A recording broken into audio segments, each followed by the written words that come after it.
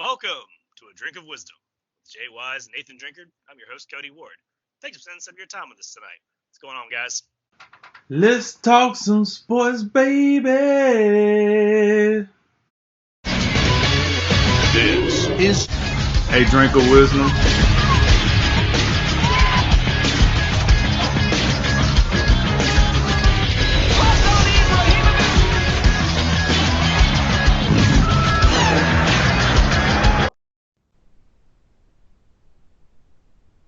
Jay, let's shift across the country to Brooklyn. The Nets parted ways with head coach Kenny Atkinson in a difficult season marred by injuries to star point guard Kyrie Irving.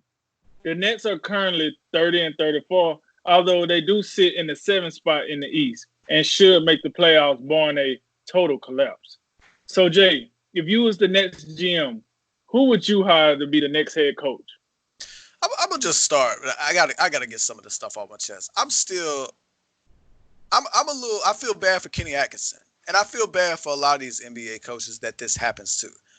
Do we not remember just a year or so ago, Dwayne Casey won Coach of the Year and got fired the very same year? Now I get it. Nick Nurse came in, they won the championship. That also could have been because you got Kawhi Leonard, vice DeMar DeRozan. That we can't just ignore that. But some of these coaches that get, I mean, you can even talk about Mark Jackson. Steve Kerr comes right in, and they have just instant success. But man, it's hard. It's hard coaching an NBA team, and especially when you bring in superstars, the expectations that come along with that, and we all know. Let's not kid ourselves. The NBA is a players' league. I mean, coaches in most sense. I mean, there are very few Greg Popoviches in this league that just have that type of cachet. And we look at the Spurs, we think of Greg Popovich. We look at most teams, we think of the superstar player. When we think about the Bucks, we think of Giannis first before we think of Budenholzer. We think of the Clippers, we think of Kawhi before Doc Rivers, and so on and so forth. So with that in mind, this is a difficult situation. Kenny Atkinson, when I look at his time in Brooklyn, his first couple seasons, they were not impressive, but he didn't have a whole lot to work with. But you also look at that in the first 3 years, they improved every season, and then some of the development that he was able to have with these guys. You think about guys like Joe Harris and Jarrett Allen, Karis LeVert, and you see the progress that they made, and then D'Angelo Russell elevating himself to all-star status. And they make the playoffs. And they gave the Philadelphia 76ers a real good series last year. And even so this year, with no KD bringing him in, you had Kyrie Irving. So you thought at minimum you would be, above 500 and in the playoff race. And these guys, even though Kyrie played only 20 games this season, they're still, and even though they're 6 games or I think they're 4 games below 500 at this point, but they're in the playoff hunt. They're in the 7th seed right now, and it doesn't look like there's a team in the bottom half of the Eastern Conference that's going to catch the Magic or the Nets. So this is tough, and as I understand it, it's one of those situations where I think it truly was a mutual, parting. I think Kenny Atkinson, I got to believe that he has some reservations about moving forward with this team. I don't know if he necessarily liked the fit of a Kyrie Irving. And then you combine that with Kevin Durant. I mean, let's face it. These aren't two of the most cheerful fellas that we've seen from time to time, especially Kyrie Irving. We talked about him multiple times this season and just some of the nonsense that tends to come out of his mouth. So, I mean, we got to pay attention to that. But moving forward, I would say this. This is a tough one. And if Sean Marks, I got to take great care of making sure that we absolutely get this right. Because, I mean, you didn't bring Kyrie Irving and Kevin Durant in for nothing short of winning a title. That's the level of expectations that we have here. So, I mean, I'm thinking about a guy like Mark Jackson, who's had some success in this league. We know about his time in Golden State. Hasn't had a job since. Not sure why. Maybe it's some ownership just Maybe he's not well liked by owners, but I got to believe if he wants to have another job in the NBA, I got to believe he's going to get one eventually. I think something that would be absolutely fantastic is if David Fizdale was to get this job and is able to take over this team. The Nets are a real team. They're not like the dudes over there in the garden flopping around and we can't figure out what they're doing. Hold on. That team in the Garden was put together to compete at a high level and maybe think about winning a championship. You heard the GM. I thought they were supposed to be highly competitive. We expected to be competitive. Came out there in that press conference. What a joke. Yeah, James Dolan just eating it up like, yeah, I don't understand what's going on. Hey, Fizdale, get out of here. Okay. And then next thing you know, like later, they're both gone. The freaking frack up there. Hey, man. But, hey, I think David Fizdale, I think that's another situation where a coach has just been set up for absolute failure. We've seen Fizdale in this league. We saw what he did in Memphis. Was a great assistant in Miami for many years. And I think he's a guy that deserves another shot. But, it's tough. And we talked about this. You made great points on this. I'm sure you'll get into it. It takes a special kind of coach to coach superstar talent. One of the names that always comes to mind is Phil Jackson, who can not only get the X's and O's down, but he can manage personalities. And you talk about managing personalities. Woo! It's a fine line over here with KD and Kyrie. So, and Sean Marks, I would just, for Sean Marks, the general manager, take your time. Don't be in no hurry. Take the rest of the season. Don't let Jacque Vaughn run this thing the rest of the season. See how it turns out.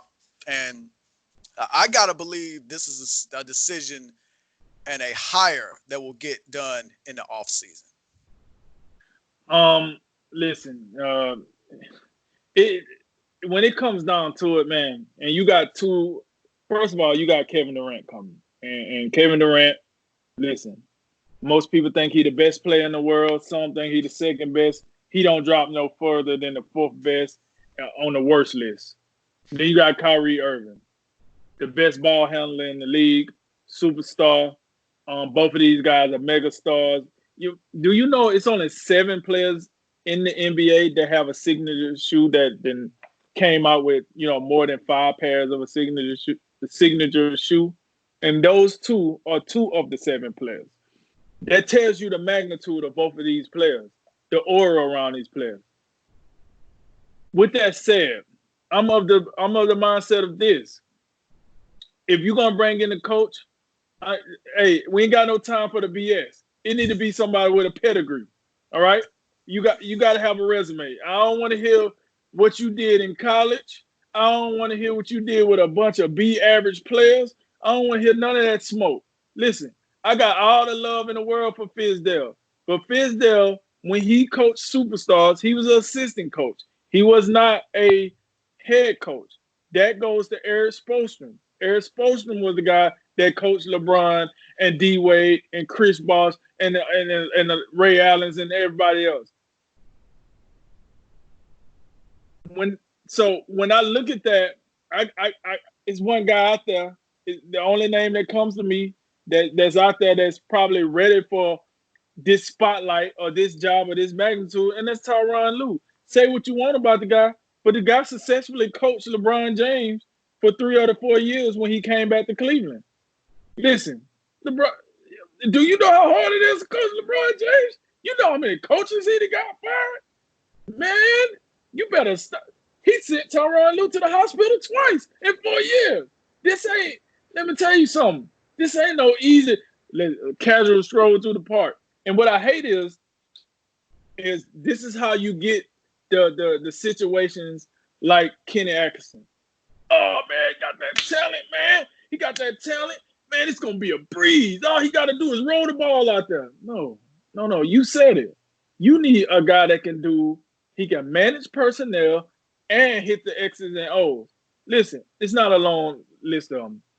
You got Chuck Daly is one guy I like to bring up when he was with the Bad Boys Pistons. Pat Riley when he was coaching the Showtime Lakers. And then, Phil Jackson when he was coaching that awesome 19 90 era Bulls team that looked the doggone unstoppable when Jordan was on the court. Then he turned around and said, hold on, hold my coffin. Let me go and put this in the 2000 with the Lakers. Like, man, I'm not saying the guy got to be Phil Jackson because there's only one Phil Jackson, but I'm saying the guy got to have a pedigree. That is why I come with Tyronn Lue. You give me Fizdale, I don't see the pedigree. If you give me what's another name that was Mark Jackson. I like Mark Jackson. But when Mark Jackson was coaching Golden State, Steph wasn't Steph. Draymond wasn't Draymond. Clay wasn't Clay. Harrison Barnes wasn't even Harrison Barnes, to be perfectly honest with you. And he ain't even considered an upper echelon player. You know, and he wasn't on the team when KD joined. So he didn't show me the necessary management of superstars that I would like. I need a guy that can handle superstars. I need a guy that's proven. And that's why I go with Tyronn Lue, because he's proven. Not to mention, hey, he got done doing his stint with Cleveland. He said, boom. Oh, by the way, that Cleveland team that had one Kyrie Irving on the team. So he didn't coach Kyrie before. He know he got to deal with Kyrie. And he didn't dealt with a player that asked for more than KD probably asked. KD, as sensitive as he is with the media and all this other stuff, he doesn't really strike me as a guy that's very, very needy once he gets on the court and play. Now, he done made it known. You're not going to call him out his name and stuff like that. But when he get on that court, he consider himself low maintenance. I consider him low maintenance because I haven't heard anything crazy from him on the court, just off the court. You know, burner accounts on Twitter, you know, all that mess. But that's what he do when he's bored. But on the court, he seems to be a pretty coachable, pretty likable guy on the court. And I think Tyronn Lue can handle that. So, listen, listen, Sean Marks, holla at your boy on here. No, I'm telling you right now, don't bring no Rudy Poop. I don't have the resume coach in here, and then you're going to get that coach fired in a year and a half, and then you're going to get yourself fired. That's what's going to happen. Both of y'all are going to get the boot. You got away with this one. Accent out the door, you still got a job. That's fine. You better make sure your next coach can coach superstars. Because, buddy, Brad Stevens got away with one. Kyrie came and left, and Brad Stevens still the coach. It ain't too many of them type of opportunities out there. So you better get you a coach that can handle his business. Because if you don't get you one, you out the door with him. And that's the way I look at it. So Tyronn Lue would be my choice. Just want to throw one more name out there, and this one comes with question marks of its own. But Mike D'Antoni interest you at all for this job? Hey, he's got James Harden, Russell Westbrook, players coach, offense galore. I mean, I don't know. What do you think? Listen. If he comes and then here's my problem with D'Antoni. Let me be fair because I don't want people to say, "Oh, he's just talking trash." Listen, give me Dan Antonio championship moment. He obviously don't have one, and part of the problem is he's never been interested in coaching defense. That's my problem. I'm sorry. But hey, to that point, when we talk about if you want to coach with championship experience, and that would obviously probably lead you to Tyronn Lue, because let's be real, if a coach has championship experience, he probably is not available. And you think about the guys that have won titles. We talking about Popovich, we talking about Doc Rivers, Eric Spoelstra, now Nick Nurse. Those guys aren't available. So I mean, if that's the criteria that's been set, then Tyronn Lue absolutely is a logical choice. Now, I would caution you in this respect. Does Kyrie want Tyronn Lue? Or is we just thinking because he coached, because we know the reason or part of the thing Tyronn Lue in Cleveland was Tyronn Lue was LeBron's guy. And we know how that thing ended in Cleveland. We don't know I don't believe we know necessarily if Tyronn Lue was Kyrie's guy. No, true. But I would say this. Kyrie never said he had a problem with Tyronn Lue. Kyrie thing was, I don't want to be a Robin. I want to be a Batman. I don't want to be stuck here. And then LeBron just bounced. And then he just leaves the franchise in shamble. And I'm kind of here flapping in the wind here. That was his thing. Yeah. I never seen anything where he said, I don't like Tyronn Lue. He wasn't my guy. He was LeBron guy. But that's a fantastic point. And that's what we're going to find out here in coming days. Another guy I could maybe consider, but I put him in the same boat as D'Antoni, is maybe Dwayne Casey, because listen, he's been in the Eastern Conference Finals. He never really got over that hump, but we did see he was able to get DeRozan, and he was able to get Lowry, and he was able to get those guys together. Maybe he could handle that. But my only problem with D'Antoni is he don't coach defense, and he just ain't done enough on the championship level. That's my biggest thing with him. If he had just gave me something in the Western Conference Finals, something in the Eastern Conference Finals, I would be more willing to be like, yeah. I remember that NBA Finals he was in, and I can't. Yeah, your point on Dwayne Casey, that's another really good name. You know, the situation he's been put in Detroit has been pretty bad. That'd be a really interesting name, because it'd be interesting to see if he could get it done with the likes of KD and Kyrie, because when we talk about, superstar duos, that is just, it's leaps and bounds with those guys compared to that boy Bar Soap and DeMar DeRozan. So, hey, another wild card in all this is a guy who takes this job. There's probably going to be some uncertainty to it, because I don't care what I see in videos or, rehab reports or whatever. It's an Achilles injury KD's coming back from. So we don't know what he's going to look like when he gets back. So that's just something to keep in mind.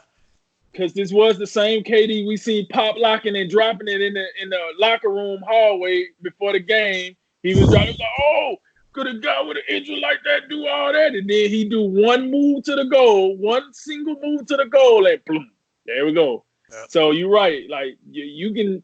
Hey, I've seen a lot of videos of Ben Simmons shooting in the offseason. Tell me how that worked in the season. So don't even. We don't even need to go there. But yeah, hey, the Nets moving forward, definitely going to be a team to watch for next year. And them expectations will come back when KD comes back. So we'll see how it plays out.